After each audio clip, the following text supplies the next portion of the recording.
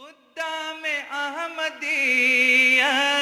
खुद्दाम Ahmadiyyat खुद्दाम Ahmadiyyat खुद्दाम Ahmadiyyat खुद्दाम Ahmadiyyat खुद्दाम Ahmadiyyat खुद्दाम Ahmadiyyat.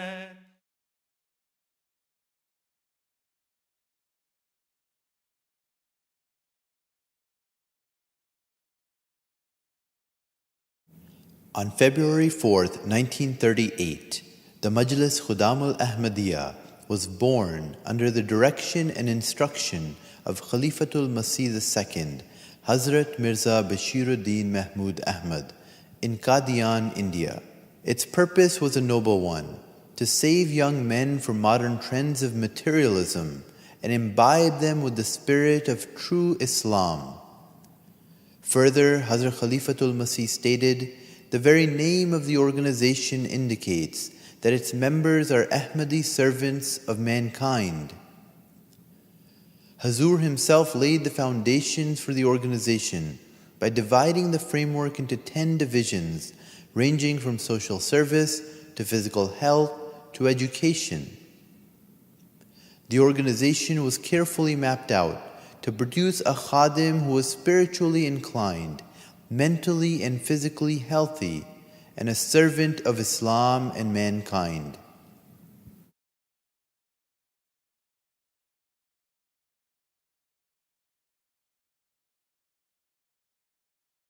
When I first came into the movement, there was no distinction between a Qadam person and an Ansarullah. In fact, both organizations were together.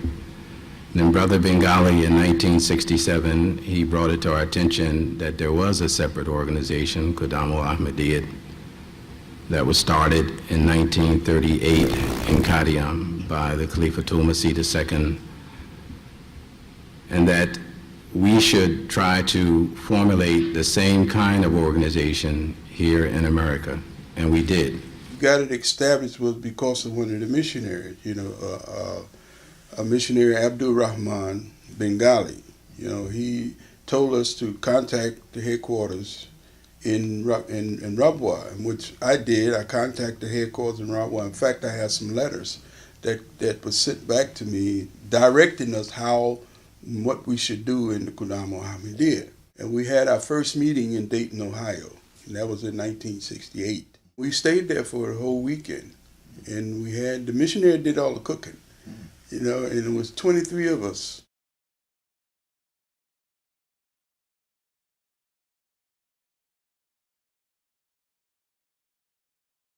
Munir was appointed the Qayyid because we didn't have enough people to have an election, so the missionary appointed him, and it went from there through all of 68 up into 71 or 72. Then another brother was elected after everybody saw what was going on and that the Qadam was getting together. Then all of the young people started coming out. And not only did we formulate the organization, but we formulated some brotherhood, some really warm spiritual brotherhood that has still followed me all those years. In 1969, I became immediately involved because I had contact with Munir Hamid. And he was a person, it was a group of these brothers out on the East Coast. So it was nothing for us to get in the car, drive to Philadelphia, meet these brothers, and we would have all-night conversations, and he was the guide. So that was our first involvement. I can remember going to the Jalsa Salana, which at that time would be in Dayton, and I would look at these men, and Ahmed Shahid, I mean, they look like statesmen to us, he was a dignified person.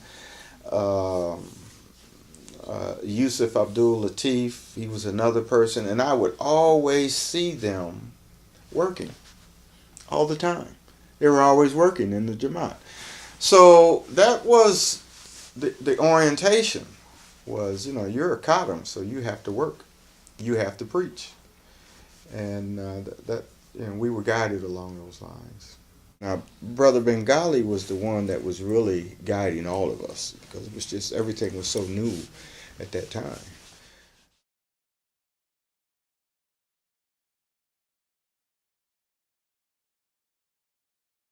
After Munir Hamid was El Haji Dr. Muzaffar Ahmad Zafar. Now, he was what I would term to be an inspiration. He inspired us. Now, why do you have to apologize for being a Muslim? You are an Ahmadi Muslim, the best of all Muslims. Allahu Akbar. And you should never be ashamed of that. By the grace of Almighty God, when you leave here, you will have a great responsibility. That is to preach and protect Ahmadiyya. Protect it well. Protect it well. Because the future Allah is giving to you. The future is being given to you, but you must protect it. You must guard it well. You must be vigilant in your prayers. Vigilant in the reading and the recitation of the Holy Quran. You must try to imbibe all good acts and deeds into your personality. Don't be afraid to be known as a good person. Whatever you do, don't run from that. Because the future of the world lies with you. Muhammad Ismail was a national guide from 1972 to 1975. And Muhammad Isa thought that you could conquer the world, you can do it all, meet all these objectives by putting the books in the hands of people. So he was selling books.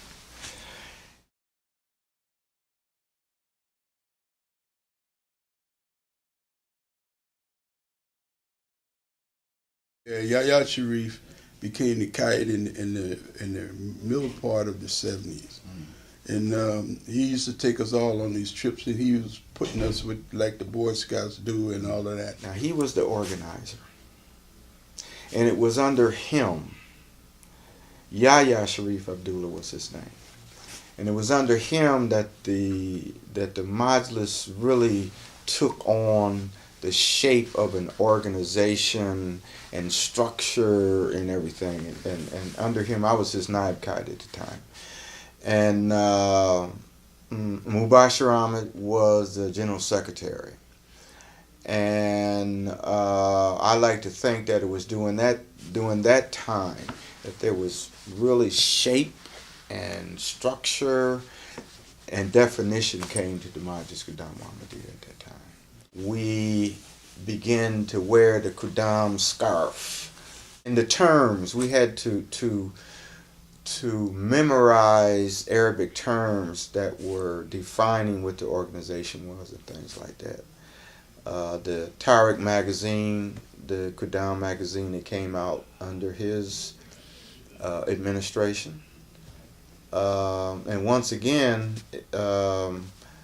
that magazine was an organ that was used to help solve or answer a lot of the questions that were in the minds of people. In 1979, a new national guide from Chicago, Abdul Kabir Haq, was approved. He had previously held regional Khudam offices. During his tenure, the period was marked by a continuation of most of the major programs already established. One practice that had begun in the 1970s and followed through by Kabir Haq and his staff was traveling to many Khudam branches to establish or revive members and to answer any questions. National Amla meetings were held for planning the year's activities, such as the one held in 1980 in New York, Under his leadership, Khudam activity, especially in the Midwest region, continued with such events as a regional Khudam rally, regional Ijtimaz, and a summer school in Dayton.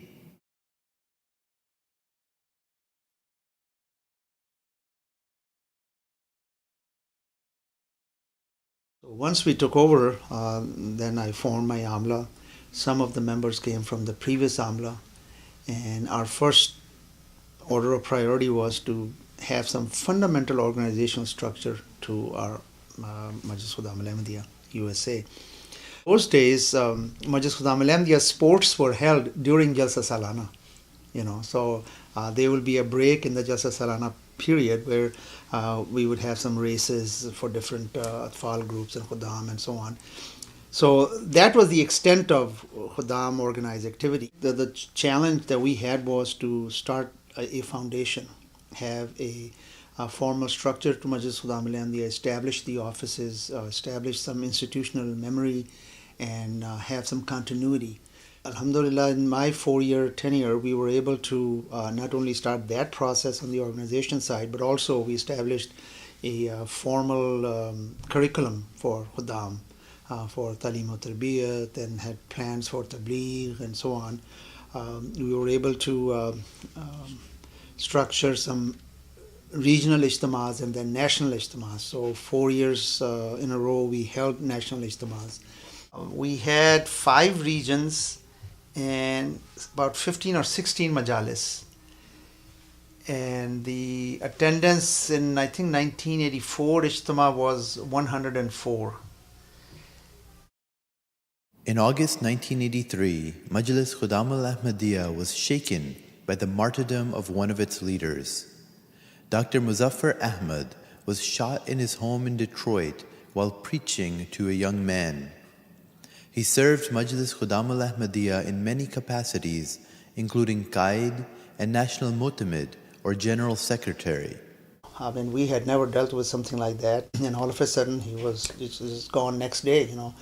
We were at that time planning for the 1983 USA Jalsa Salana, which was planned for Michigan. And about 4 or 5 days prior to the Jalsa, he was martyred on Monday. Jalsa was to start on Friday. So that brought sudden change in an organization. We had to deal with that tragedy also and then recover from it.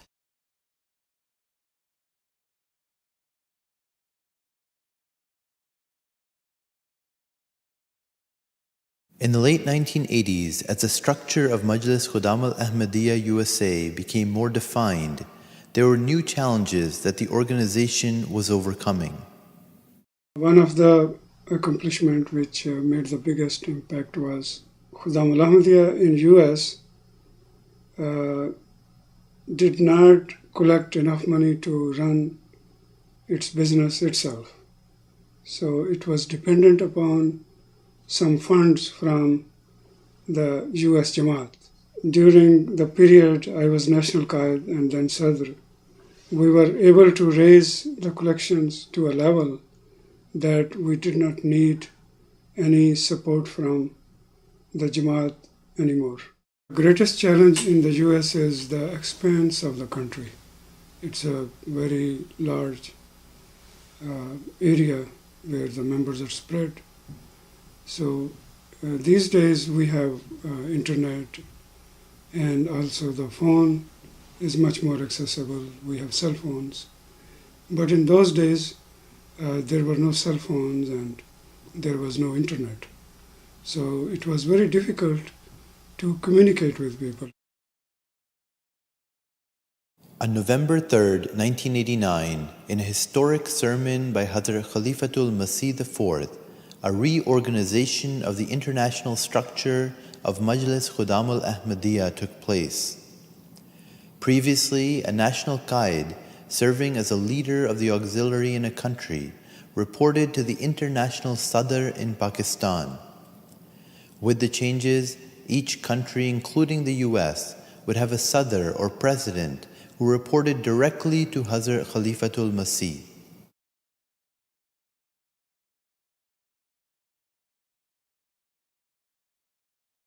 Qamar Shams was the first elected Sadr Majlis Khudam al-Ahmadiyya USA. He focused on encouraging the West Coast to participate in the National Ijtima and unifying the entire Majlis. Under his tenure, the financial contributions nearly doubled. By trusting young Khuddam in key positions, Qamar Shams helped train a generation of future leaders. With the national organizational structure in place, the emphasis turned to training at the local levels. The Qaideen Refresher Course, or QRC, was established to bring together Qaideen from across the country and teach them the ins and outs of being a successful leader. Qaideen Refresher Course perhaps was the major accomplishment earlier on to train Qaideen. And in that process, we created a Qaideen handbook and a finance handbook that standardized all the procedures, the reporting forms, finance reporting form, audit procedures, and all that.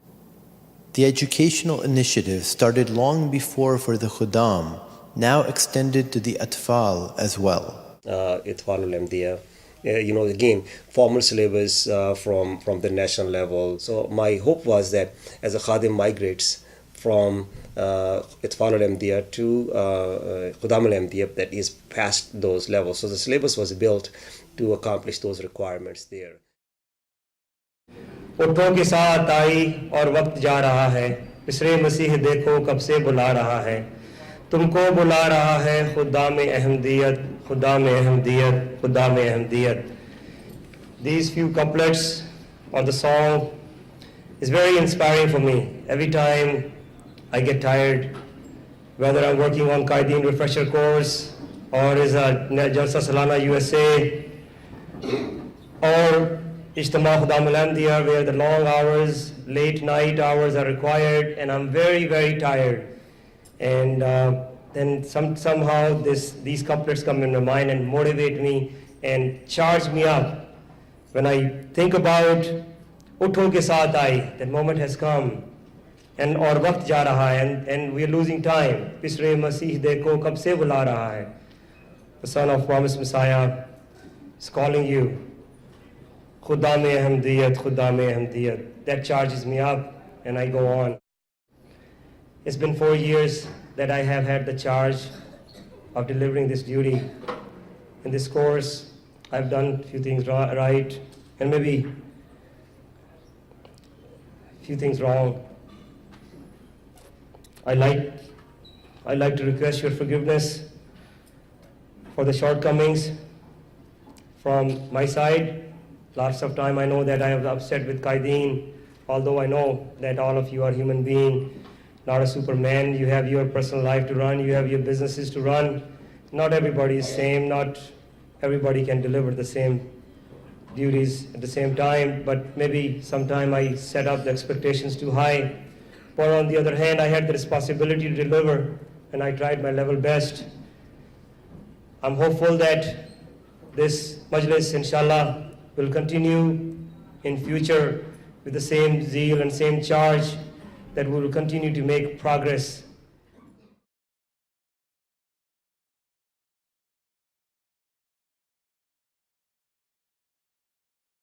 And the progress continued as Shakur Ahmad led Majlis Khuddam al-Ahmadiyya into the new millennium.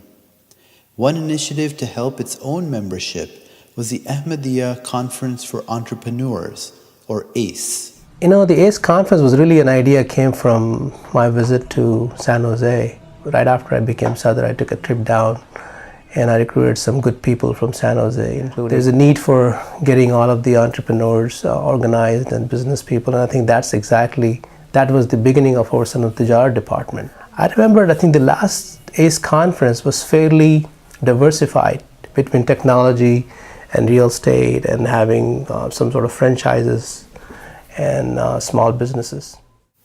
With the technology boom taking place and the internet becoming a part of daily life, MKA USA used the internet to help progress the Majlis. It was pretty difficult because at that time, if you remember, we had restriction even using email, and Al-Islam was not functional. The people who were involved, some of the people in the Khuddam al-Ahmadiyya, they were very, very talented, and there was a need that we wanted to go online, and it was done very smartly. It was done very well. It was executed properly, and I think Jamaat was willing to give us the permission to do the way we did it, with some sort of control website, and I think a lot of praise go to those people who were part of the team. Not only just going online, we actually went to do the online reporting part, which was kind of interesting, because now 10 years later you'll see other auxiliaries are trying to do the online reporting, and even the community in the US is trying to do online reporting. So we were way ahead on that part, and it's just because of the skilled and talented people in Khuddam al-Ahmadiyya who wanted to do something, and I think my role was just to provide them an opportunity, and they did it. In 2004, the Masroor International Sports Tournament, or MIST, was started as a way to bring Khuddam from not only around the US, but around the globe together for sports and brotherhood.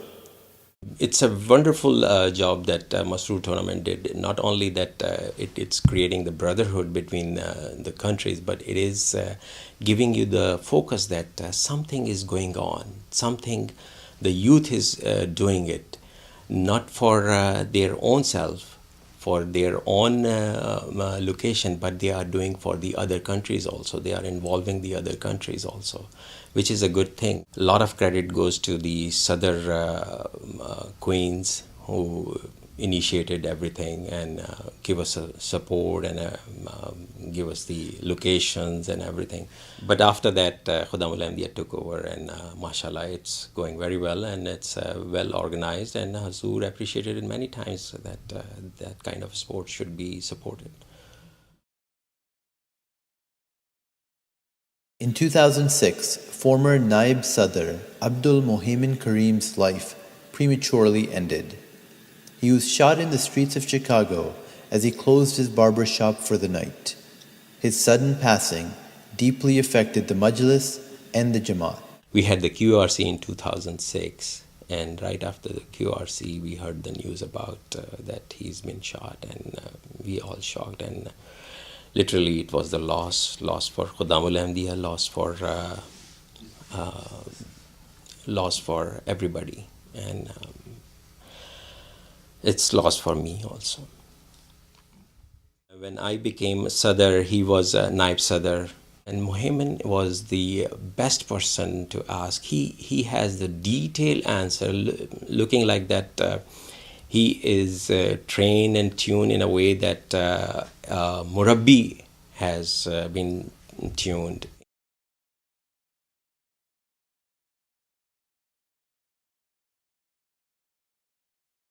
We were lucky that we were at the right place at the right time. What I mean by that is, much of the success that came to Majlis Khuddam al-Ahmadiyya in the past few years, you can really track it back to the work of our previous Sadran of Majlis Khuddam al-Ahmadiyya over the past 50 years. The ABC of Majlis Khuddam al-Ahmadiyya we talk about. See, we alhamdulillah inherited a good house. So we never had the issue of infrastructure. What we started talking about was communication. How do we let a lot of these people who are now sharing that house communicate to each other? So we invested in our website that was initially started during the time of Dr. Abdul Shakur Saab. And we revamped that whole website, made it very open to a point where hundreds of people come to our site every day. And alhamdulillah, people from all around the globe, people from 150 countries have come visited our site. B, what that stands for is brotherhood. When you have too many people living in a house, it's very common and natural for some friction to come in between. And we wanted to make sure that we stay together, that no matter what happens, our brotherhood was not fractured, it was not tampered, it was not jeopardized. And at times, if we had to give up a project, we would give up the project. But we would not let our brotherhood be divided. That was important for us. And alhamdulillah, that's how our Khidmat-e-Khalq team has raised over 1,000 blood bags every year. Our brothers have adopted over 50 highways around the country, and they have put together YouTube videos about tabligh and defending the honor of Hazrat Sallallahu Alaihi Wasallam. And now you see our quarterly magazine, Mujahid, which is a 34-page publication now that goes around all around the country to over 3,000 homes. The last thing in the ABC is A. And there's always a risk when Alhamdulillah group is doing so well that it becomes about this world. That success becomes so important that the larger goal is somehow forgotten, that we become a corporation, God forbid. So A stands for all for Allah. That we must remember at every moment, every documentary, every website, every publication, every blood bag, every prayer, everything that we do is for the sake of Allah. And that's very important. खुद्दाम Ahmadiyyat खुद्दाम Ahmadiyyat खुद्दाम Ahmadiyyat